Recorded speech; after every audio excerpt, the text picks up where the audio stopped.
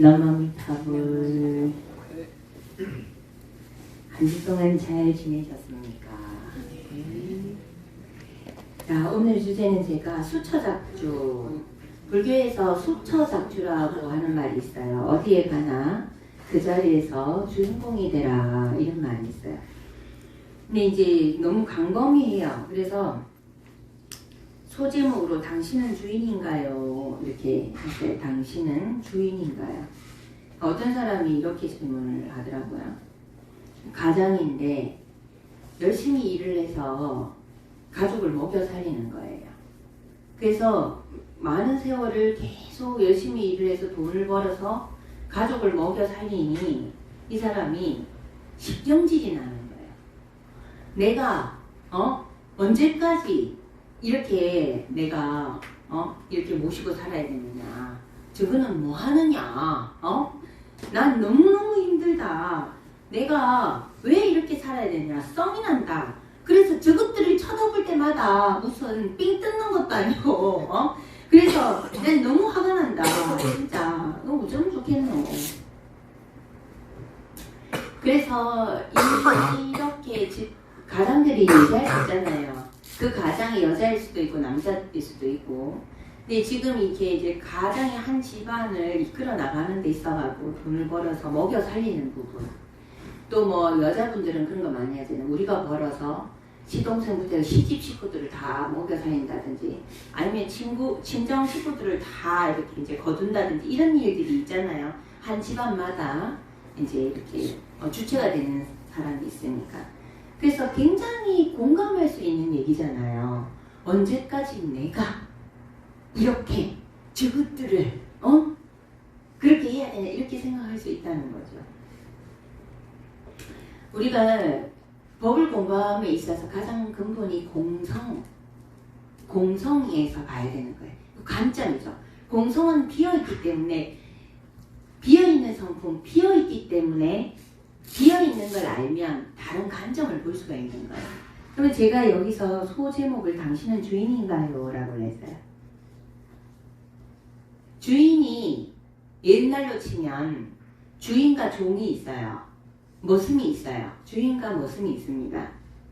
그러면 주인이 재산을 읽어서 베풀고 먹이고 이렇게 하는 부분에 있어가지고 그런 입장과, 머슴이 열심히 일을 해서 주인한테 갖다 바치는 거 하고 이게 다르죠. 지금 이 현대사회에서 가장이 내가 어떤 마음을 먹는가에 대해서 주인의 마음인지 머슴의 마음인지에서 행복과 불행이 바뀝니다. 주인과 종의 입장이 된다는 거죠. 만약에 가장이 내가 계속해서 수익을 만들고 능력이 있어서 가족들을 벌어 먹이는 사람이 주인의 입장에서 자기가 주인이라는 걸 인지를 하면 어때요?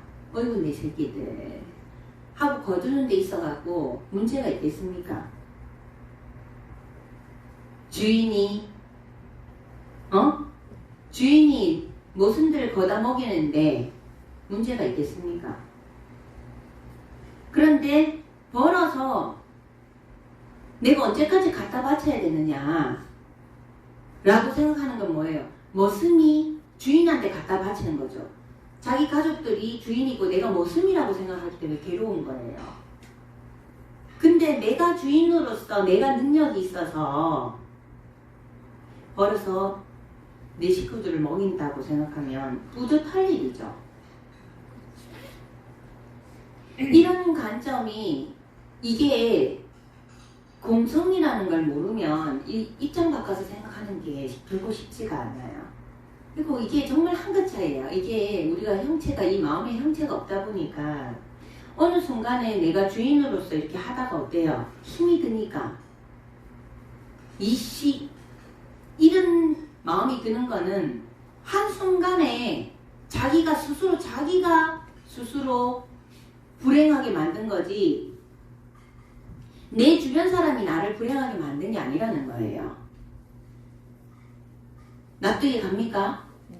내가 주인의 입장에서 내가 능력이 있어서 걷어먹이는 데서 나로 인해서 이 사람들이 잘 먹고 잘 산다라는 게 뿌듯하단 말이에요, 주인은. 내 식구니까.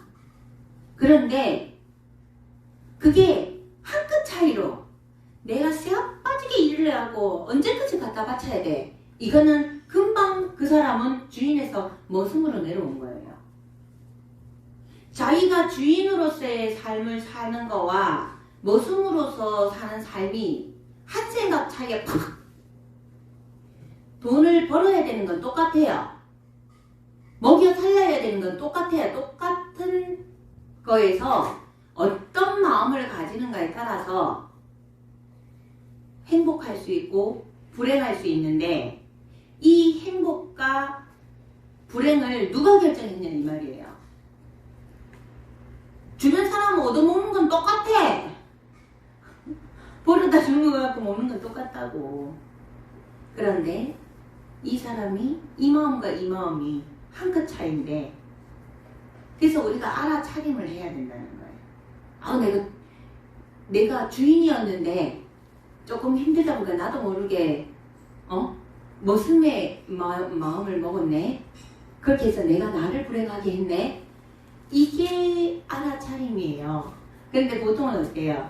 괴롭고 힘든데 언제까지 벌어 먹여 살려야 돼 하면서 주변에 사람 자기 인연들, 자기한테 정말 소중한 자기 인연들, 그 인연들이 있기 때문에 내가 있는데 그 인연들을 다 원망하는 거야. 저것 때문에 내가 힘들어. 저거 먹었으면 내가 힘들지 않은데 저거는 언제까지 나한테 저런 식으로 하다가 뭐야 저거 왜 능력이 없는 거야. 내만큼 왜 능력이 없는 거야. 왜 나만 자꾸 벌어다 갖다 줘야 되는 거야. 니는 왜 못 버는 거야. 너도 좀 돈 좀 벌어 오라고. 이렇게 막 싸움이 일어나게 되는 거야. 지금 제가 얘기한 게 일상에서 비일비재하게 일어나는 일이에요. 근데 명백하게 법을 안다면, 진리를 안다면 내가 주인 마음과 머슴의 마음을 먹은 거는 누가 마음을 먹었다? 내가 먹었다는 거예요. 내가. 꽃이 있어요. 꽃이 있는데 이 꽃을 보고 아이고 예뻐라, 아이고 예쁘네 하면 누가 행복해요? 내가 행복하잖아요. 그죠? 사랑받는 꽃도 물론 좋겠죠. 근데 그 꽃을 보고 뭐 이걸 어떤 사람은 꽃을 사다 주면 이런 사람이 있어요. 어떤 사람은 너무 예쁘다, 힐링된다 이러면서 막 이렇게 하는데 어떤 사람은 어때요? 관점이 다른 거예요. 내일 되면 시들어갖고 없어질 건데 미쳤다고 여기다가 돈을 쳐들여? 미친 거 아니야? 이렇게 하죠. 근데 꽃을 보고 예쁘다라고 거기에 가치가 있다고 생각하는 사람도 잘못되지 않았고요. 그 꽃을 사는데 돈을 쳐들여서 내일이면 시들어 없어질 걸 왜 돈을 쳐들이냐고 얘기하는 사람 관점도 틀린 건 아니에요. 왜냐면 관점이 달라요. 꽃이 예쁘다 거기에 돈을 투자해도 된다는 건 내가 그 마음에 기쁜 마음, 행복한 마음, 힐링하는 그거에 관점을 두고 있기 때문에 가치가 있는 거예요. 그런데 돈의 관점을 가지고 있는 사람은, 그죠? 돈 위주의 관점을 갖고 있는 사람은 내일이면 시들고 없어질 이 꽃을 한다라는 게 용납이 안 되는 거예요. 이해가 안 되는 거예요. 이게 관점 차이예요. 관점 차이. 똑같은 꽃을 놓고 관점 차이예요. 똑같이 돈을 버는 데 있어서 관점 차이인 거예요. 주인과 모습. 이 관점 차이인 거예요. 달을 보고 달이 둥근 달이 좀 둥근 달이 떴어요. 그걸 보고 와 밝은 달이 떴네. 소음 빌어야지. 다라다라 이렇게 하면서 오늘 둥근 달이 떠서 하늘이 너무 좋네 이렇게 하면 내가 기쁜 거잖아요. 그죠? 근데 그 둥근 달을 보고 달이 엄청 밝으니 눈물이 절로 난다 하는 사람도 있어요. 나는 힘들어 죽겠는데 너는 왜 밝은 거야? 하면서 이렇게 할 수도 있고. 그러니까 주어진 모든 상황이나 주어진 모든 여건들은 똑같이 주어지는데 내가 어떤 관점으로 바라보는가에 따라서 불행할 수도 있고 행복할 수도 있다라는 거예요. 근데 그 불행과 행복은 정말 내가 스스로 결정하고 스스로 내가 나를 행복하게 해주고 스스로 나를 불행하게 하는데 우리 무명 중생들은 자아가 나를 행복하게 해주고 자아가 나를 불행하게 만든다고 생각해요. 아니에요, 절대로. 근데 이걸 우리가 공부를 하면서 항상 듣는 얘기니까 알아요. 아, 모든 열쇠는 내한테 있네. 아, 내한테 있구나. 그런데 다른 상황이 발생되면 하나도 응용을 못해요. 내공은 응용을 하고 안 하고의 차이예요. 그래서 제가 수처작조, 내가 주인으로 살면 우리가 베푸는 마음, 내가 다른 사람한테 물건을 주든 마음을 주든 미소를 주든 친절을 주든 뭔가 베푼다라는 것 자체는 이미 내가 주인인 거예요. 내가 주인공이기 때문에 베푸는 거거든요. 근데 이게 참 한 끗 차이인데 쉽지가 않아요. 내가 주인공이기 때문에 베푸는데 또 희한하게 또 그거에 맞대서 또 상이 자꾸 높아져요. 그거 알아차림 못하면 어때요? 수처작조 하라고 하니까 어때요? 다른 집에 가고 내가 주인인 것처럼 하는 것까지 좋은데 갑질을 해요. 근데 이거 한 끗 차이예요. 절대로 알아차림 안 하면 모릅니다. 수처작조라는 건 내가 다른 집에 갔을 때 내 집처럼 여기라고 하는 거는 편안한 마음을 가지고 서로 잘 융합하라는 거지. 내가 남의 집에 가고 내가 주인인 것처럼 그 주인을 남처럼 손님인 것처럼 대하면 안 된다는 거예요. 근데 이게 한 끗 차이인데 잘 안 돼요. 진짜 알아차림 해야 돼요. 그래서 제가 여러분들한테 자꾸 그냥 해답을 주는 거예요. 웃으면서 친절하세요. 그게 해답이라고 자꾸 얘기하는 부분에 이 한 끗 차이가 잘 안 돼요. 우리가 이 법을 하나씩 이렇게 풀면 어려울 게 하나도 없어요. 어려울 게 하나도 없는데 우리는 사람은 이 DNA 자체가 모든 걸 다 한꺼번에 볼 수 있는 부분들이 안 돼요. 그래서 하나에 집중하면 다른 걸 못 보고 이걸 집중하면 이걸 못 봐요. 그래서 우리가 공부하는 거는 진리를 공부한다는 건 뭐냐면 공성을 터득하는 거예요.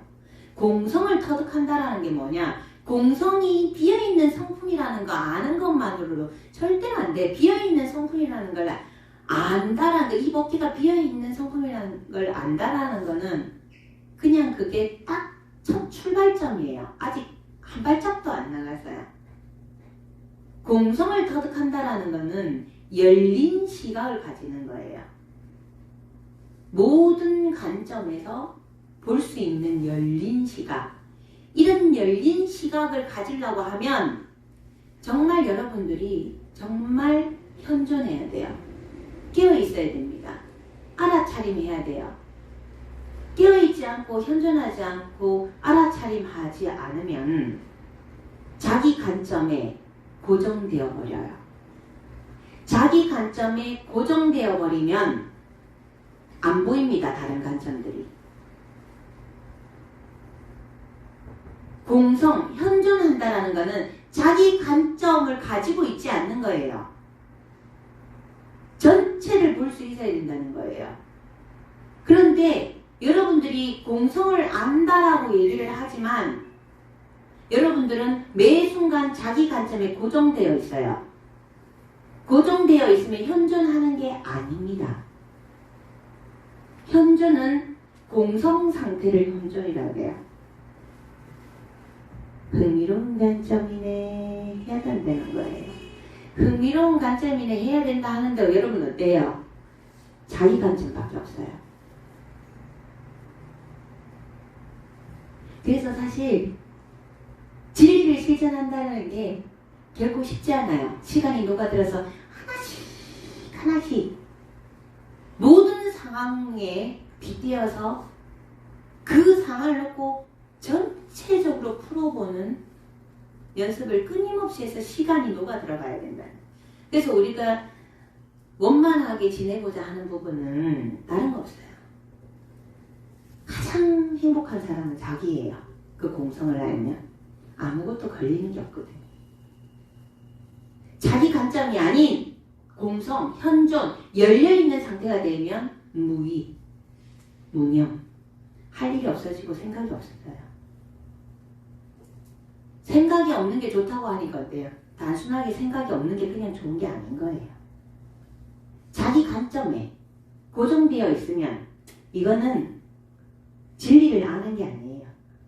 깨어있는 게 아닙니다. 현존 상태가 아니에요. 잠들어 있는 상태예요. 무명이에요. 눈을 감고 있어요. 나만 보고 주변은 안 보겠다는 거예요. 쉽지 않습니다. 어렵습니다. 하지만 하나씩 연습하는 거예요. 오늘은 그거 하나만 한번 해봅시다. 당신은 주인인가요? 했을 때 내가 내 능력치를 가지고 내가 갖고 있는 사람마다 갖고 있는 능력이 달라요. 그 능력을 다른 사람한테 베풀 때 내가 주인의 입장에서 베풀면 어때요? 흐뭇하죠? 나눠주는 거니까. 베푼다는 건 이미 주인이잖아요. 그런데 내가 갖고 있는 능력을 베풀 때 그 베품이 힘이 들면 그 상태는 뭐다? 내가 나도 모르게 종이 돼 있는 거예요. 똑같은 삶을 사는데 주인으로서 뿌듯함과 가슴 벅참과 기쁨으로 살 것인가? 똑같이 일을 하는데 힘든가? 짜증난가? 원망스러움으로 살 것인가? 거기에 대해서 한번 생각을 한번 해봅시다. 오늘은 요거 하나만 합시다. 어차피 잘 안 돼요, 우리가. 그죠? 하나씩 연습을 합시다. 수처작주, 당신은 주인인가요? 주인으로서 기쁜 마음으로, 풍요로운 마음으로, 충만한 상태로 살아갑시다. 예, 기도 들어가겠습니다.